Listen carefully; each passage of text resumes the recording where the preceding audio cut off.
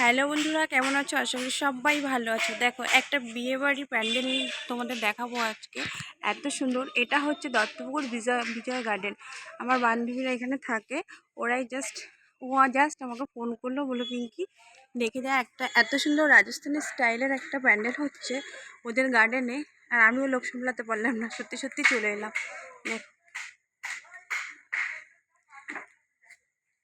এইটা হচ্ছে বিয়ের ছাজনাতলা হচ্ছে।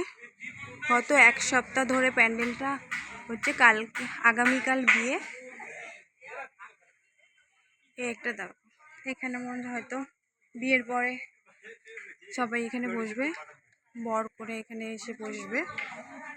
প্যান্ডেলটা অসাধারণ। এই ভাইগুলো সব প্যান্ডেলগুলো করছে পুরো এলাকাটা জুড়েই, মানে প্যান্ডেল পুরো এলাকাটা জুড়ে। আমি পুরোটাই তোমাদের দেখানোর চেষ্টা করবো 3 মিনিটের ভিডিওতে।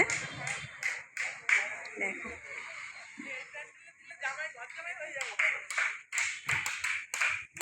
এটা পুরো রাজস্থানের স্টাইলের প্যান্ডেলটা হচ্ছে।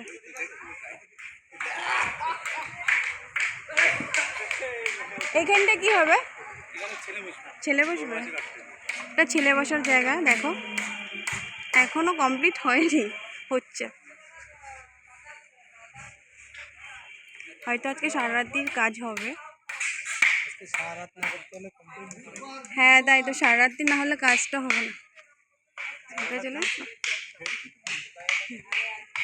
অসাধারণ একটা প্যান্ডেল তোমাদের দেখাচ্ছি। আর একটা দেখাচ্ছি তোমাদের।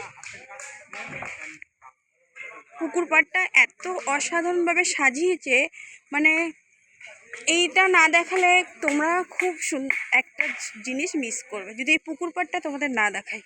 দেখো, এটা কিন্তু একটা পুকুর পাড়, মানে এটা যদি তোমরা না দেখো তোমরা মিস করবে। দেখো,